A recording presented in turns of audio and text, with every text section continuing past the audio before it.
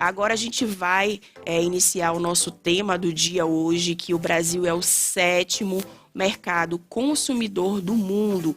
E cerca de 2/3 dos consumidores brasileiros costumam esperar por promoções para fazer, né, ali as suas compras, a sua festa ali nas compras. E olha, qual é o público que mais consome, faz compras aí?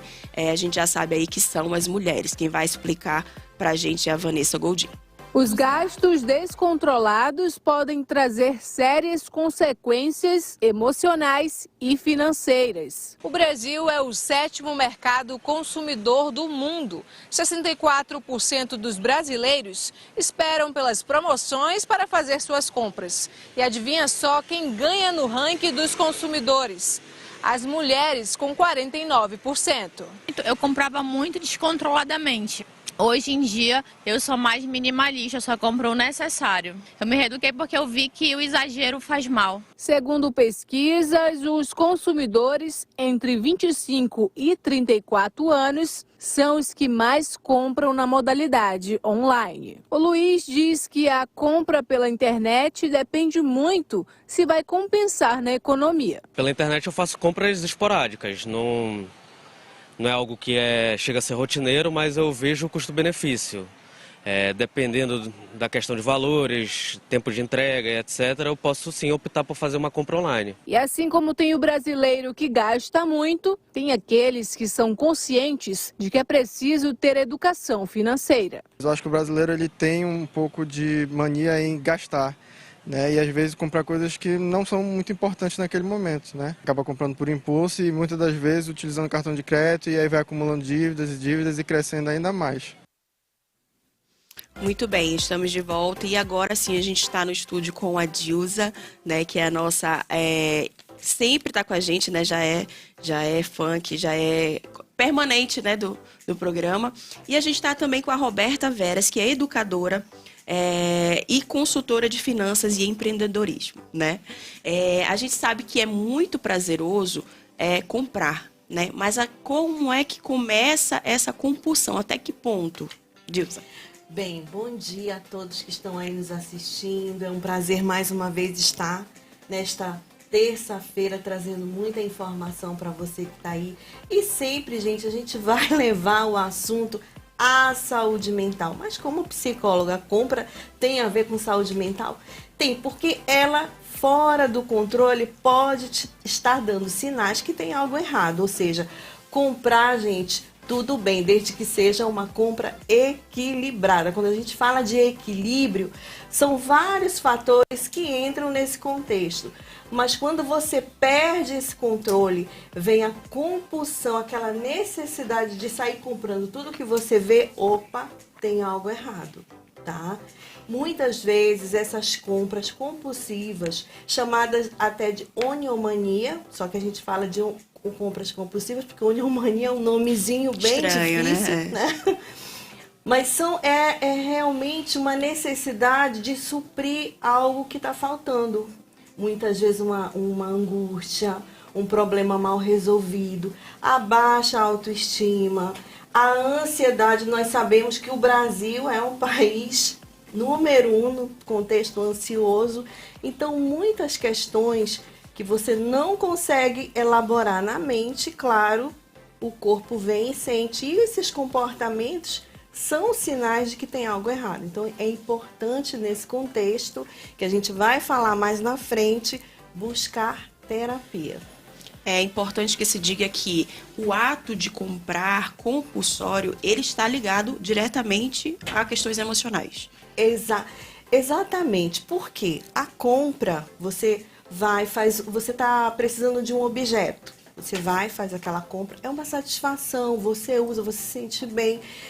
É uma ferramenta que contribui com sua autoestima. Mas quando nós estamos falando de compulsão, é uma doença. Ou seja, você muitas vezes compra aquele objeto, você nem tira do pacote.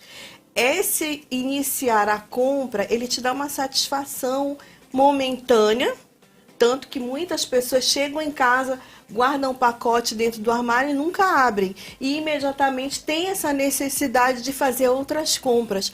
Outras compram um sapato que nem experimentaram, não dá no pé, uma roupa que não cabe. Ou seja, é característico de que tem algo errado. E muitas vezes esse paciente chega no consultório através de um familiar, de um amigo, que percebe essa compulsão. Ou seja, todos acabam se envolvendo, porque ele faz empréstimo com o colega, com o tio, com a mãe, ele vende o que não tem. E é muito importante que a nossa consultora financeira vai falar que esse é um trabalho, quando nós identificamos esse perfil, esse é um trabalho multidisciplinar. Então, o papel também do profissional nesse contexto financeiro é fundamental, não só para esse paciente, mas também para a família. A gente vai já entrar nesse assunto da educação financeira, mas a gente tem a questão do perfil emocional. Você já disse que é realmente emocional, mas tem um perfil de pessoas que são compulsórios? Olha, cada pessoa tem o seu transtorno, né? A sua deficiência, a sua carência, as suas angústias. Não podemos dizer só X pessoas vai desencadear esse problema. Mas nós temos aí um transtorno da ansiedade, nós temos aí a depressão, nós temos, porque dificilmente essa pessoa ela tem só um problema. Ela vem com vários contextos nessa situação. Tanto que quando chega esse histórico do paciente compulsivo, você não vai ali imediato, vamos trabalhar essa compulsão. Não, você vai fazer uma triagem, investigar o que está levando ele a buscar essa fuga, essa compensação momentânea que está prejudicando ele, né? Então são vários fatores, muitas vezes desencadeado na infância. Isso é fundamental, tá, gente? A longo prazo, então, né? Exatamente. Gente, é muito importante, sempre as pessoas rotulam o psicólogo, tudo começa na infância, porque realmente alguns especialistas, assim, da psicologia, eles trazem esse histórico, esse contexto, que foi inserido lá na infância, passa pela adolescência, tem um grau maior na adolescência, tanto que nós vimos aí que os jovens estão aí se destacando nesse papel de compras compulsivas. E aí, claro, você não trabalha essas fases, vai cair lá na vida adulta. E nesse contexto, aí já envolve várias pessoas, porque vem pessoas muitas vezes essa pessoa ela fica mal no trabalho porque ela faz empréstimo com os colegas de trabalho e perde de vista, não dá conta. Na família, não pode ter cartão de crédito, não pode ter talão de cheque, não pode ter dinheiro em mão, porque ela não consegue administrar isso. Então, sabe, é um trabalho, tem tratamento minucioso, porém multidisciplinar. Agora a gente entra na parte da educação financeira, que, como você disse, começa na infância. Então, em que momento a gente começa a inserir na criança ou no adolescente ou no próprio jovem, né, que é o público-alvo ali dos endividamentos, em que momento a gente consegue inserir a educação financeira na vida dele? Primeiramente, eu gostaria de explicar para quem está nos assistindo o que é a educação financeira. Porque o que acontece? Nosso estado, ele é o segundo mais endividado. Nós falamos ontem. E a gente fala disso. Por que isso acontece? Primeiro, que existe diferença de educação financeira e meramente finanças pessoais. Quando você vem para um educador financeiro, esse educador financeiro, ele, quando recebe a pessoa e faz todo esse diagnóstico de que ela tem essa compulsão, no caso nós estamos falando de compulsão, eu vou trabalhar junto com o psicólogo. Eu, na minha área, o psicólogo, a gente vai conversar entre si para que a gente possa fazer com que esse paciente saia dessa situação. Finanças pessoais é o que acontece geralmente com a maioria dos brasileiros. Eles acham que, ao ter um aplicativo no celular, controlando todas as contas, ele já vai sair do processo de endividamento. Então, nós acreditamos que a gente precisa trabalhar o comportamento, a gente precisa trabalhar a infância, quebrar todas as crenças limitantes. E hoje, aqui no nosso estado, nós já temos, respondendo a sua pergunta, escolas que trabalham a educação financeira. Só que isso é um pouco preocupante. Por que é preocupante? Porque a educação financeira ela está inserida nas matérias. Mas se eu, educador, professor, não for uma pessoa educada, como é que eu vou levar para o meu filho? Se eu tenho meu filho, ele traz para minha casa um exercício de educação financeira, está aprendendo uma coisa de educação financeira, mas eu, pai, não sou educado financeiramente, eu crio um conflito na cabeça da criança. E eu tenho visto isso muito. Eu fiz várias palestras que envolvem famílias e crianças, e as crianças me pegam no corredor e dizem assim: tia, sabe o que aconteceu? O papai pegou o dinheiro do meu cofrinho e disse que vai me pagar no final do mês. Então, não adianta o filho ter disciplina de educação financeira se a família não estiver envolvida. Isso pode gerar, no futuro, na fase adulta, com certeza um problema mais sério. E a gente tem, inclusive, uma situação de uma pessoa muito famosa, Kim Kardashian, tá aí, vocês estão acompanhando, que ela é socialite, né? Ela é muito famosa aí nos Estados Unidos e tudo. E aí, em 2019, a família dela resolveu se intrometer na vida dela porque achava que ela estava ali comprando compulsoriamente, realmente estava, né? Então, aí é um caso de um famoso, né? Não precisa ter pouco dinheiro ou muito dinheiro, mas todas essas pessoas, todas essas faixas etárias, elas se envolvem. E a Kim Kardashian, ela era realmente compulsória, ela comprava muito, ela tem muito dinheiro, a família toda, mas a família resolveu intervir para poder dar um tratamento para ela e para ela poder sair dessa situação, né, Dilza? E como é que a gente consegue sair dessa situação? Olha, esse é um tratamento a longo prazo. Como falei anteriormente, muitas vezes é necessário a intervenção medicamentosa, que o psiquiatra vai fazer a sua avaliação, vai passar a medicação, porque para chegar ao tratamento, essa pessoa já passou por vários especialistas, as idas e vindas, os conselhos da família, os conflitos, né, internos e externos. É um longo prazo para ela realmente entender que está passando por um problema. E na maioria das vezes é o familiar, como você mesmo descreveu da artista, que identifica: olha, tem algo errado, você está passando o limite, isso não tá bem. Quando abre o armário dessa pessoa, vê lá vários pacotinhos que não estão abertos. Então, isso é grave. Agora, é um tratamento que vem terapia, vem a questão medicamentosa, vem o profissional, né, para fazer essa orientação não só para essa pessoa, mas como também para a família. Porque, na realidade, até que ela tenha consciência, entrar no tratamento, um processo longo de, no mínimo, 6 meses, no mínimo, tá? Não é que 6 meses vai resolver o problema, vai depender de cada caso. A família, nesse momento, é fundamental. O papel da família é importante. Como a Roberta foi, assim, cirúrgica no comentário dela, como é que eu vou falar, né, para essa pessoa se eu mesmo não tenho a educação financeira? Então, esse trabalho é um trabalho que envolve a família também. Muita porque gente, a família, né, precisa desse suporte até para entender o que está acontecendo e ajudar esse paciente. Olha, a gente vai continuar esse assunto logo depois do intervalo. Fica com a gente.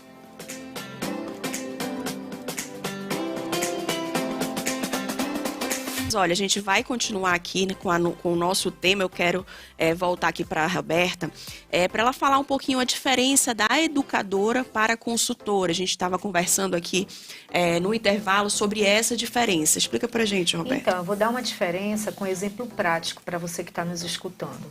Por exemplo, você chega até mim com um problema de endividamento de cartão de crédito.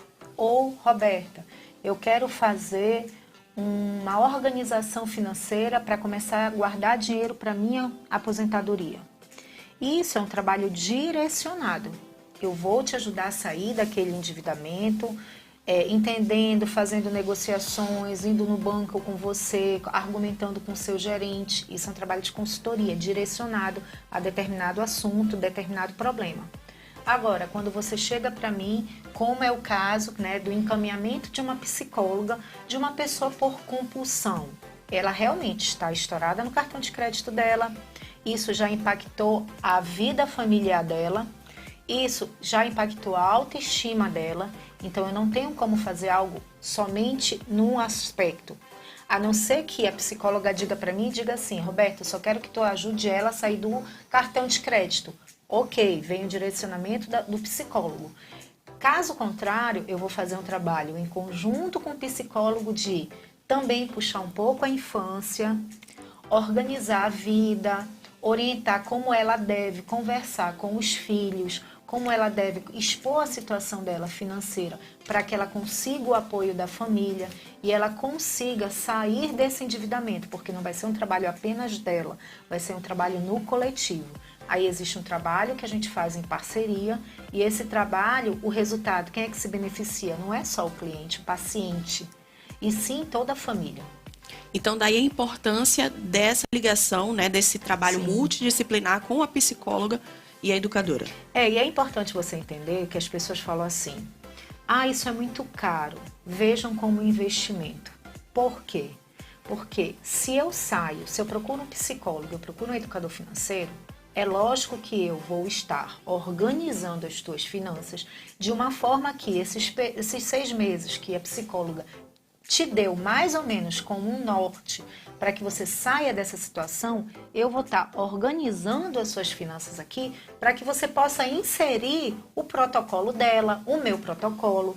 Porque isso, neste momento, é prioridade. Isso não significa que você vai ser refém da gente para o resto da vida. Isso é muito importante a gente falar para você que está nos assistindo, que o psicólogo não quer você refém e nem eu. A gente quer preparar você como ser humano para que você tome depois as suas escolhas. Lógico que nada impede de você voltar a gente 1 vez ao ano, 2 vezes ao ano, para sentar, para conversar, para fazer uma manutenção, ou quando você acha que vai ter uma recaída, você vir até nós, porque você já vai ser conhecedor de que é melhor você ir antes de cair. Exatamente. E isso é normal, nós estamos passando por evolução, a sociedade está aí, o dia a dia está aí. O que é importante? Você não se sentir culpado. Que isso faz parte da vida. O que é importante você saber? Que você tem com quem contar. Exatamente. Esse processo aí que trabalha o endividamento, a saída desse endividamento é muito grande, é longo? Olha, geralmente são sessões de terapia. A primeira coisa que a gente faz é o diagnóstico da situação atual que a pessoa está. Então, dependendo do endividamento dela, sim, existe aí alguns meses, de 3 a 6 meses no mínimo, exatamente porque, gente, é uma dieta. Você não vai perder 10 quilos em um mês de uma maneira saudável. Se eu disser para você, ou qualquer educador financeiro disser para você que você vai sair do endividamento em um mês, vá buscar o conteúdo desse educador financeiro. Será que ele é educador realmente? Porque você precisa entender qual é a fase inicial, conscientizar. E aí vem todo um processo, até porque são sessões semanais. Tem gente que vira para mim e diz assim, Roberta, mas eu quero ter sessão todo dia para eu sair mais rápido. Eu não faço. Porque existe dever de casa, existe tarefa, você precisa refletir com a sua família, você precisa ter um tempo para você se autoanalisar do que foi falado. É como realmente uma terapia, né? Exato. Acrescentando o que a Roberta trouxe, gente, mente consciente. Para me chegar nesse processo da mente consciente, eu tenho que entender o meu cenário no momento presente, onde eu estou inserido. E como ela mesmo disse, não é um mês, não é uma porção mágica. Também acontece na área da psicologia as pessoas acharem que um mês de terapia vai resolver o problema. Não existe tratamento em sessão única, ou muito menos em um mês. Tudo vai depender do processo em que você está inserido. Então, a mente consciente, ela me traz para a situação atual onde eu estou inserida. Eu preciso enxergar que aquilo ali não está legal, que não está bem, como ela mesmo trouxe. Eu saio desse processo, faço as minhas manutenções, percebo que eu estou saindo deste eixo, eu já vivenciei isso, eu já sei como isso funciona. Então, eu estou ativando a minha mente consciente para aquele processo. Vou retomar ali o meu tratamento, vou levar a sério. Muitas pessoas, elas têm mania de parar os seus tratamentos por conta própria. Param de tomar medicação, param de fazer terapia, acham que está tudo bem. Quando volta, esse processo volta com uma intensidade que nem o próprio terapeuta, que já está ali acostumado a lidar com essas demandas, às vezes não dá conta. Às vezes ele tem que passar para um outro profissional. E sabe uma coisa interessante que acontece muito com a questão da educação financeira? É que, por exemplo, hoje, quando a pessoa passa pelo processo, né, vindo às vezes de psicólogo, finalizando comigo, o que o cliente ele entende? Que muitas vezes é melhor ele pagar uma sessão para mim, para ele falar os projetos de vida dele, para ele falar o que ele tem ou o que ele deixa de ter, do que ele falar numa rodada de amigos. Porque o que está acontecendo hoje? O bullying nesse aspecto. Se você até está muito bem, as pessoas, mas como que conseguiu dinheiro fácil?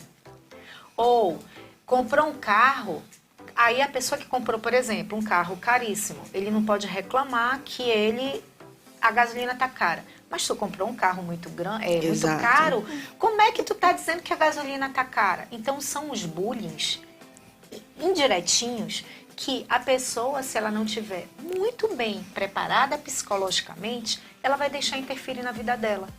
Então tudo isso a gente acha que as redes sociais não impactam, gente, impacta demais. E quando você não dá valor a essa terapia, não dá valor a você cuidar da sua saúde mental, você inconscientemente entra nesse processo. Eu queria voltar lá para aquele momento em que a pessoa ela se auto-intitula compulsório.